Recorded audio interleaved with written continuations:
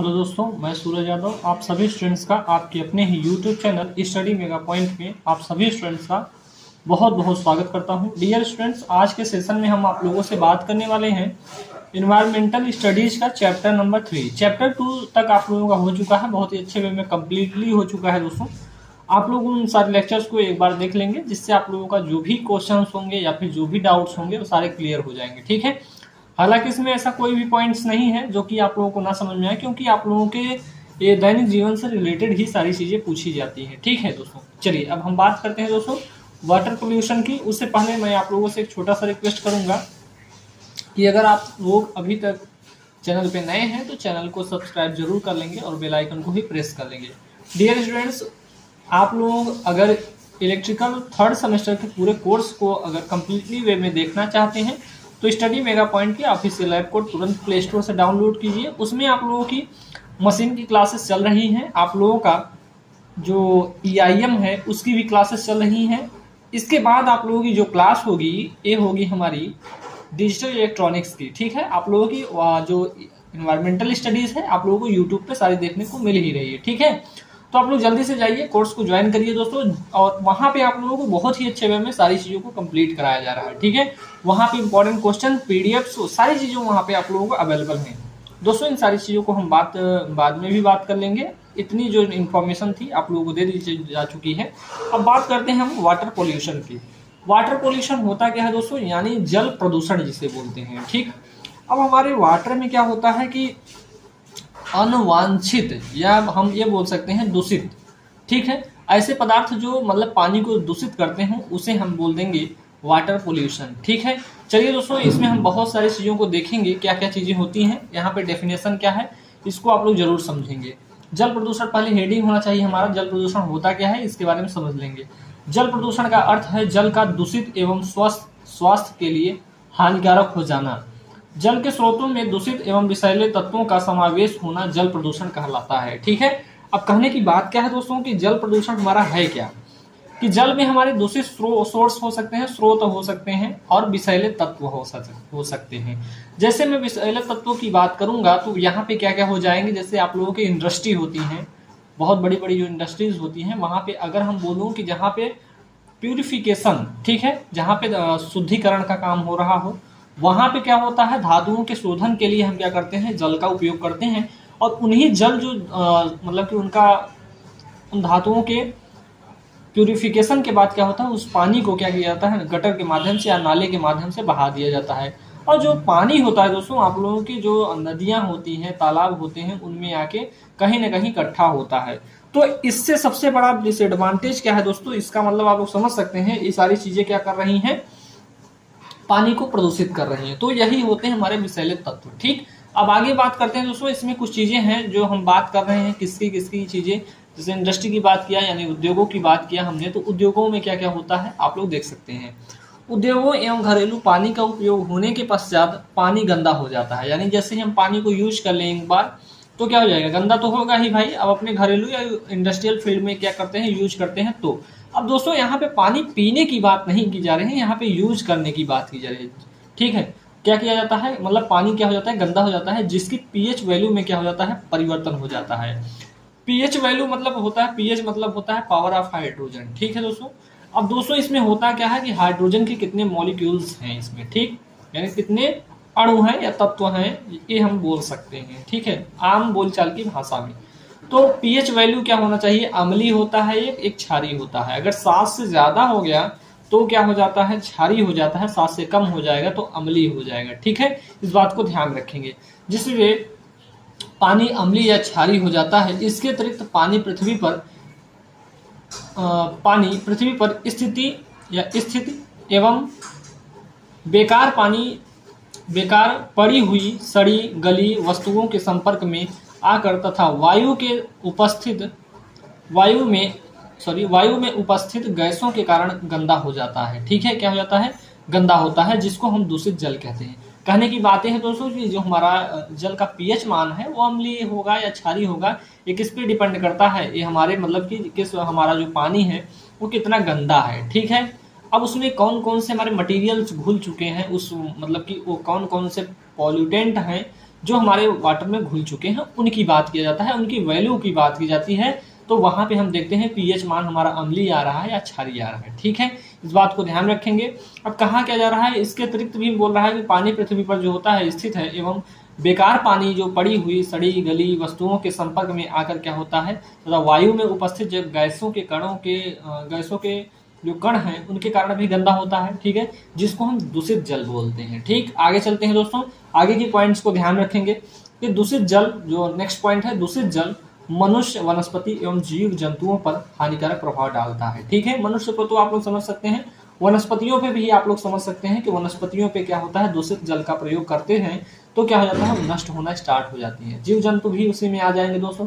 होता क्या है कि अगर अभी आप लोग बीओडी पढ़ेंगे तो उसमें आप लोगों को पता चलेगा कि जो हमारे जीव होते हैं बीओडी की वैल्यू में क्या हो जाती है, कमी हो जाती है, या उसमें वृद्धि होने से जो हमारे जलीय जीव जंतु होते हैं उन पे कितना प्रभाव पड़ेगा। ठीक है, और आप लोग जानते हैं कि आपके जो नदियां हैं, तालाब हैं, वो कितने शुद्ध पानी है, ये भी आप लोग जानते ही होंगे। ठीक है, अब आगे चलेंगे दोस्तों। अभी आप लोगों को पूरी क्लास जैसे ही ये कंप्लीट हो जाएगी, आप लोगों को कुछ ऐसी बातें चलेंगी, पता चलेंगी जिससे आप लोग नदियों के पानी को पीना भी स्वीकार नहीं करोगे। ठीक है, लेकिन यहाँ पे हमें पढ़ना है भाई और सारी चीजों को समझना भी है। ठीक, चलिए दोस्तों, नेक्स्ट पॉइंट है हमारा, जल प्रदूषण की समस्या अधिक वहां होती है जहां पर जनसंख्या ज्यादा होती है। ठीक है, जैसे हम बोल सकते हैं उत्तर प्रदेश के लखनऊ में। अब दोस्तों आगे क्या है, कानपुर में, बनारस एवं अन्य बड़े महानगरों में क्या होता है, यहाँ पे क्या होता है, जल प्रदूषण की समस्या बहुत ज्यादा होती है। अब क्यों यहाँ पे हो रहा है, इसका भी कारण है कि यहाँ पे जनसंख्या ज्यादा है। ठीक है, अब जहाँ पे जनसंख्या ज्यादा होगी वहां प्रदूषण भी ज्यादा होता है। ठीक है भाई, इस बात को ध्यान रखेंगे। अब दोस्तों एक डेफिनेशन है, WHO के अनुसार, वर्ल्ड हेल्थ ऑर्गेनाइजेशन के अनुसार बोला जा रहा है, कहा क्या जा रहा है, इसको सुनेंगे आप लोग और याद भी रखेंगे कि प्राकृतिक अथवा अन्य स्रोतों से उत्पन्न अवांछित, ठीक है, अवांछित पदार्थों के कारण विषाक्त एवं सामान्य स्तर से कम ऑक्सीजन के कारण जीवों के लिए घातक एवं संक्रामक रोग फैलाने में सहायक होता है। ठीक है, तो ये WHO का जो डेफिनेशन है किसके लिए, जल प्रदूषण के लिए, वो उन्होंने बताया है। ठीक है, वर्ल्ड हेल्थ ऑर्गेनाइजेशन के माध्यम से सारी चीजें डेफिनेशन बताई गई है। ठीक है दोस्तों, चलिए आगे चलते हैं। आगे क्या है दोस्तों कि जल प्रदूषण भी दो प्रकार से हो सकता है। पहला होता है प्राकृतिक जल प्रदूषण, दूसरा होता है कृत्रिम जल प्रदूषण। जो कृत्रिम जल प्रदूषण होता है मानवीय गतिविधियों के द्वारा प्रदूषण उत्पन्न होता है। ठीक है, आई होप आप लोगों को जल प्रदूषण के बारे में अच्छे से समझ में आ गया होगा। अब दोस्तों आगे चलते हैं, इसमें क्या है, हमने बात किया प्राकृतिक जल प्रदूषण। दोस्तों प्रकृति के माध्यम से हमारा जो प्रदूषण होता है उसे हम प्राकृतिक प्रदूषण कहते हैं। आई होप ये बात आप लोग जानते होंगे कि प्रकृति के माध्यम से कैसे प्रदूषण होता है। ठीक है, चलिए यहाँ पे जान लेंगे आप लोग। जैसे हम यहाँ पे पहला एक पॉइंट बोल दें कि प्राकृतिक जल प्रदूषण हवा, प्राकृतिक जल प्रदूषण हवा ज्वालामुखी के फटने से, भूस्खलन से, भूस्खलन मतलब होता है मिट्टी का सरक जाना। ठीक है, धूल के कारणों से, वर्षा से आदि क्रियाओं के कारण क्या होता है, प्राकृतिक जल प्रदूषण होता है। ये बात तो आप लोग सभी जानते होंगे। ठीक है, नेक्स्ट पॉइंट क्या है, प्राकृतिक जल प्रदूषण को कंट्रोल नहीं किया जा सकता है। ये भी बात आप लोग जानते हैं पहले से, मतलब कि आप लोगों ने अगर एयर पोल्यूशन को पढ़ा होगा तो यहाँ पे जो वाटर पोल्यूशन है इसको भी आप लोग समझ पाएंगे। ठीक है, नेक्स्ट पॉइंट क्या है दोस्तों कि जल प्रदूषण को क्या नहीं किया जा सकता, कंट्रोल नहीं कर पाएंगे आप लोग। ठीक है, प्रकृति पे किसी का कंट्रोल नहीं होता है, कोई भी हो।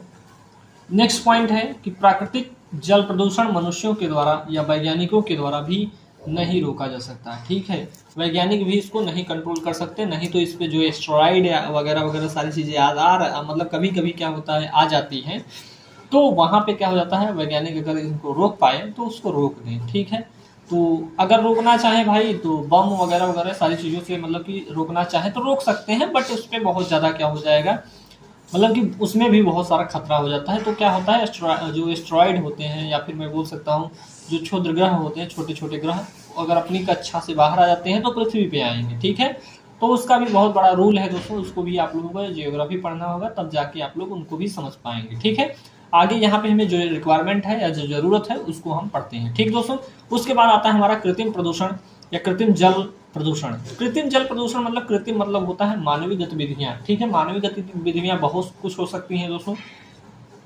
तो मानवीय गतिविधियों को भी हम जानेंगे। पहले इसको ध्यान रखेंगे कि मनुष्यों के द्वारा किया जाने वाला प्रदूषण कृत्रिम प्रदूषण कहलाता है। ठीक है, ये बात आप लोग आई होप एग्जाम में लिख लेंगे दोस्तों, कोई भी इसमें प्रॉब्लम नहीं हो सकती, क्योंकि इससे सिंपल लैंग्वेज में कोई नोट्स दे भी नहीं पाएगा। ठीक है, इस बात को भी ध्यान रखेंगे, मेरा नहीं आप लोगों का ही वादा रहता है कि सर आप इतना सिंपल वे में कैसे आप लोग मतलब कैसे नोट्स को बनाते हैं हमें भी बता दीजिए। तो दोस्तों इसका सिंपल सा मतलब है कि आप लोग पढ़िए, फिर उसको अपने लैंग्वेज में लिखिए, और हमारा जो सेंटेंस होना चाहिए वो भी सही होना चाहिए। ऐसा भी नहीं कि अपने लैंग्वेज में लिख रहे हैं, सेंटेंस कुछ बैठ ही नहीं रहा है, तो उसमें एग्जामिनर नंबर काट देता है। ठीक है, अब दोस्तों यहाँ पे हम बात कर रहे हैं कृत्रिम जल प्रदूषण में। जैसे हम बात करेंगे इसमें क्या है, कृषि के क्षेत्रों में खनन से, कृषि के क्षेत्र में भाई खनन होता है, आप लोग नहीं जानते होंगे, गाँव में लोग अपने खेतों की मिट्टियां निकलवा देते हैं। ठीक है, औद्योगिक स्राव से, ठीक है, यानी औद्योगिक स्राव का मतलब यह है कि उद्योगों में जो क्या होता है पानी का स्राव होता है,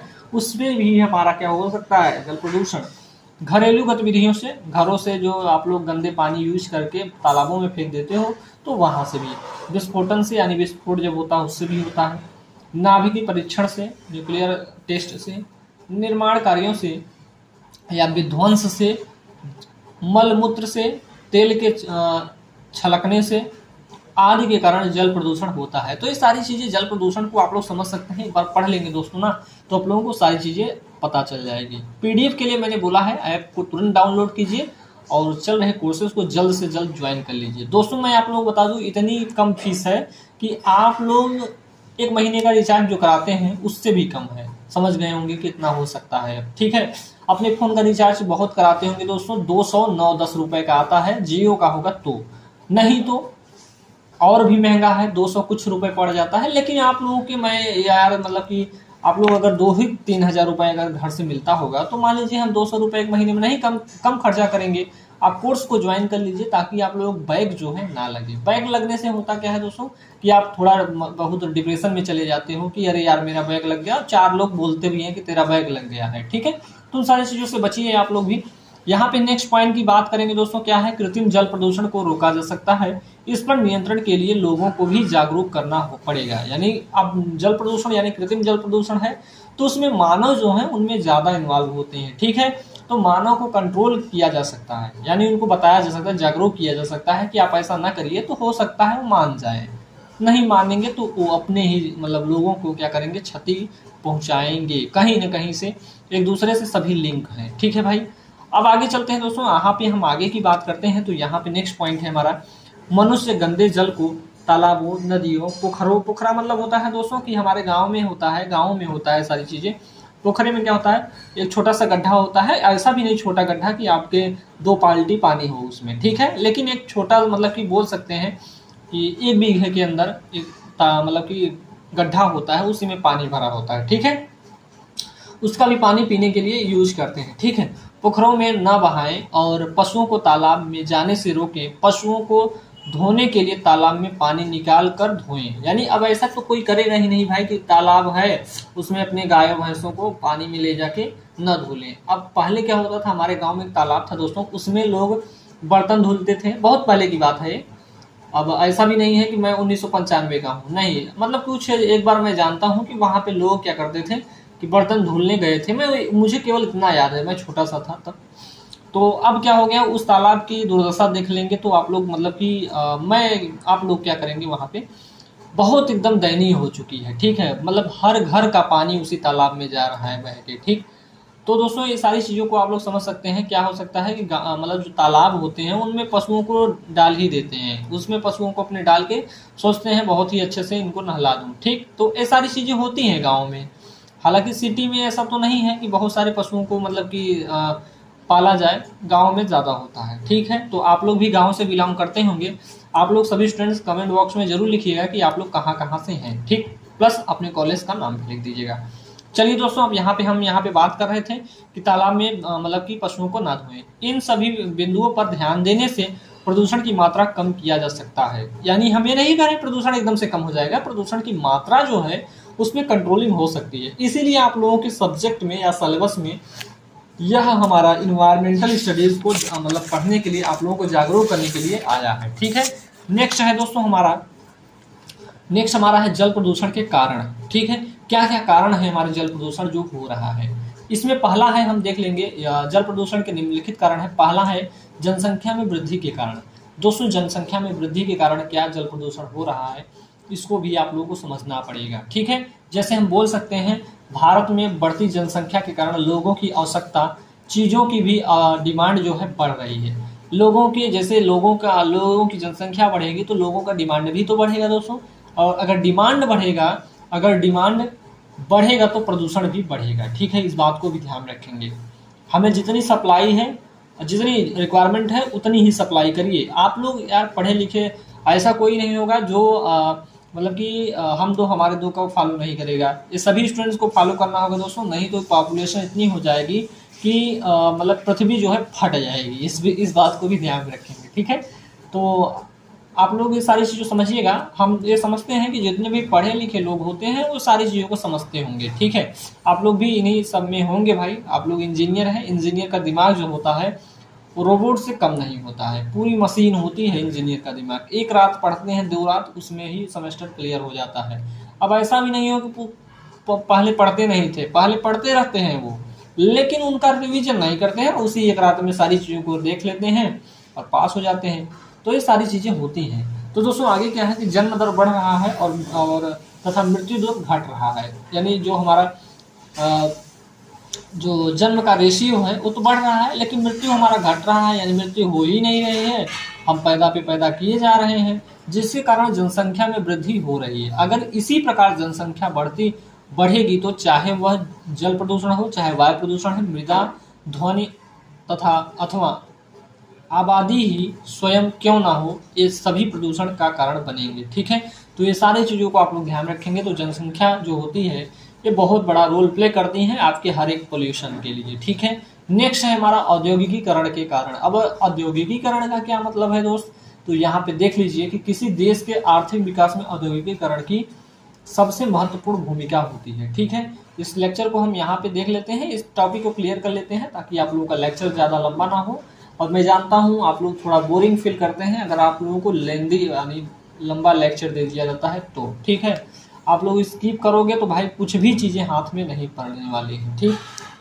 अब आगे चलते हैं दोस्तों कि यहाँ पे नेक्स्ट पॉइंट क्या है कि एक विशाल जनसंख्या की आवश्यकता की पूर्ति के लिए विभिन्न उद्योगों की जरूरतें पड़ती हैं। जैसे हम बोले विकास दर को बनाए रखने के लिए अनेक उद्योगों, जैसे हम बोल सकते हैं सीमेंट उद्योग, रसायन, प्लास्टिक, चीनी, स्टील, साबुन, डिटर्जेंट, रासायनिक खाद जो होती है, शराब, कपड़ा, चमड़ा, छपाई और रंगाई और घड़ी आदि के उद्योगों या उद्योग स्थापित होते जा रहे हैं, ठीक है। जिसमें विभिन्न प्रक्रियाओं से वायु, जल, ध्वनि, मृदा एवं ऊष्मीय प्रदूषण के साथ साथ खतरनाक प्राकृतिक प्रदूषण पनपता है, ठीक है। तो इनके कारण भी क्या होगा, अगर हम क्या करें औद्योगिकीकरण को बढ़ावा देंगे दोस्तों, तो ये सारी चीज़ें जैसे कि यहाँ पे आप लोग देख सकते हैं, यहाँ पे जैसे हमारी फैक्ट्रियाँ होंगी तो वहाँ फैक्ट्रियों में क्या होता है, तो जो यहाँ पे बोला जा रहा है विभिन्न प्रकार की, जैसे हम बोल सकते हैं वायु प्रदूषण होगा, वायु प्रदूषण के कारण जल प्रदूषण, जल से हमारा ध्वनि तो अलग हो जाएगा, ध्वनि, मृदा, ऊष्मीय प्रदूषण, ये सारी चीज़ें किस में आ जाएंगी, हमारे औद्योगिकीकरण के लिए। औद्योगिकीकरण इन सारी प्रदूषण के लिए जिम्मेदार बन जाता है, ठीक है। तो इस बात को भी ध्यान रखेंगे कि अपने इंडिया में उतना सारे इंडस्ट्री वगैरह वगैरह सारी चीज़ें नहीं है जितना चाइना और भी डेवलप्ड कंट्री में है। हमारे देश की सबसे बड़ी कमियां क्या है दोस्तों, इसको भी आप लोगों को ध्यान रखना चाहिए। आप लोग पढ़े लिखे स्टूडेंट्स हैं, समझते होंगे, फाइनल ईयर में पहुंच गए होंगे कि जो भी मतलब समझते हैं कि हमें आगे बढ़ना चाहिए, तो आप लोगों को छोटे मोटे अपने जो पड़ोसी देश हैं उनसे आप कंपैरिजन करना छोड़ दीजिए। हमें किससे, आपको क्लास में सबसे ज़्यादा किससे मतलब वो होना चाहिए, आपके जो सबसे कॉलेज में या फिर जो आपके क्लास में सबसे तेज स्टूडेंट्स होता है उससे आप लोगों को क्या करना चाहिए, आप लोगों को अपने से कंपैरिजन करना चाहिए, ठीक है। और ना कि एक जो छोटा सा आपके साथ में बैठने वाला है उससे कंपैरिजन करेंगे तो कहाँ से हो पाएगा, फिर तो आप टॉप बने ही रहोगे ना। तो इस बात को ध्यान रखेंगे कि हमें सबसे पहले जो सबसे बड़ा है उससे कंपैरिजन करना होगा, तभी हम आगे बढ़ पाएंगे, ठीक है दोस्तों। तो इन सारी चीज़ों को ध्यान रखेंगे, अपने भारत के बारे में सोचेंगे। भारत की प्रस्तावना को आप लोग एक बार जरूर पढ़िएगा, आप लोगों को पूरी संविधान पता चल जाएगी कि संविधान में है क्या, ठीक है। तो इस बात को ध्यान रखेंगे दोस्तों। यहाँ पे हम पढ़ रहे हैं इन्वायरमेंटल स्टडीज़, कहीं ना कहीं हम भटक रहे हैं, तो इन सारी चीज़ों को भी ध्यान रखेंगे। ठीक है, नेक्स्ट पॉइंट है यहाँ पे जनसंख्या वगैरह बहुत सारी चीज़ें आ जा रही हैं, तो इन पर हमें बात करना जरूरी है भाई। ठीक है, ताकि आप लोगों को भी ये सारी चीज़ें पता चलें। अब दोस्तों यहाँ पे वाहनों के कारण क्या होता है, प्रदूषण होता है, आप लोग भी जानते हैं। जनसंख्या के बढ़ने से वाहनों की संख्या भी बढ़ रही है, क्योंकि दोस्तों आप लोग एक चीज़ समझ सकते हैं कि सबकी अपनी अपनी क्या होती हैं, इच्छाएं होती हैं कि मैं इस गाड़ी से चलूँ, उस गाड़ी से चलूँ, ये वाली हमारी पास होनी चाहिए, वो वाली हमारी पास होनी चाहिए। तो गाड़ियों की क्या होती हैं, भरमार हो जाती हैं। ठीक है, जनसंख्या बढ़ेगी तो लोगों की जो इच्छाएं हैं वो भी बढ़ेंगी, और इच्छाएं बढ़ेंगी उनकी पूर्ति तो जरूर करना होगा भाई। हम चाहें कैसे भी कमा के अपने लिए गाड़ी तो जरूर लेंगे। ये सारी चीज़ें सबके मतलब साथ होता है, ये हर एक व्यक्ति की सोच होती है। ठीक है, तो यहाँ पे क्या हो रहा है, प्रदूषण भी तो होगा, जिसके कारण वाहनों से निकलने वाला प्रदूषण, जैसे हम बोल सकते हैं carbon dioxide, carbon monoxide, sulphur, जिसे हम बोल सकते हैं सल्फर डाइऑक्साइड आदि गैसें वायुमंडल में मिल जाती हैं। ये वायुमंडल में स्थित धूल के कणों में समाहित हो जाती हैं, और बारिश के समय जब ये गिरता है तो ये अम्लीय वर्षा का रूप ले लेता है, जिसे आप लोग बोलते हैं। ठीक है, यह नदियों, तालाबों, झरनों आदि को विषाक्त कर देता है, इसे अम्ल वर्षा भी कहते हैं। ठीक है, बारिश का जो पहला पानी होता है दोस्तों उसमें क्या होता है, गांव के लोग कहते हैं इस बारिश में भीगो ना।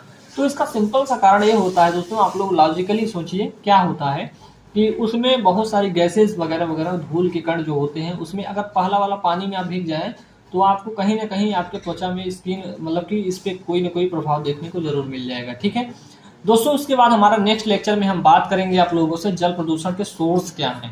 आप लोगों का ये मतलब सिलेबस का टॉपिक है, आप लोगों का जो भी क्लासेस चल रही है पूरा सिलेबस के अकॉर्डिंग ही चल रही है। ठीक है, अब हम बात करेंगे नेक्स्ट लेक्चर में कि जो वाटर पोल्यूशन के सोर्सेस क्या क्या हैं, तो ये भी आप लोगों को बहुत ही डिटेल में पता चलेगा। ठीक है दोस्तों, अभी ये क्लासेस इसमें आप लोगों की जो चैप्टर 3 है इसमें आप लोगों की क्लासेस चलेंगी। ठीक है, चैप्टर 3 है, चैप्टर 4, हाँ चैप्टर 3 तक है। इसके बाद चैप्टर 4 का जो आप लोगों का क्लास हो जाएगा तो उसमें आप लोगों का एक टेस्ट होगा दोस्तों, जिस टेस्ट को आप लोगों को देना होगा। इसमें इंपॉर्टेंट क्वेश्चंस दिए जाएंगे जो कि आप लोगों के एग्जाम में सीधे डायरेक्ट देखने को मिलेंगे। ठीक है, आई होप आप लोगों को सारी चीज़ें समझ में आई होगी। दोस्तों अगर वीडियो अच्छा लगा हो तो लाइक कर दीजिएगा, चैनल पे नए हैं दोस्तों चैनल को सब्सक्राइब जरूर कर लीजिए। ठीक है, मिलते हैं आप लोगों से नेक्स्ट लेक्चर में, तब तक के लिए जय हिंद जय भारत।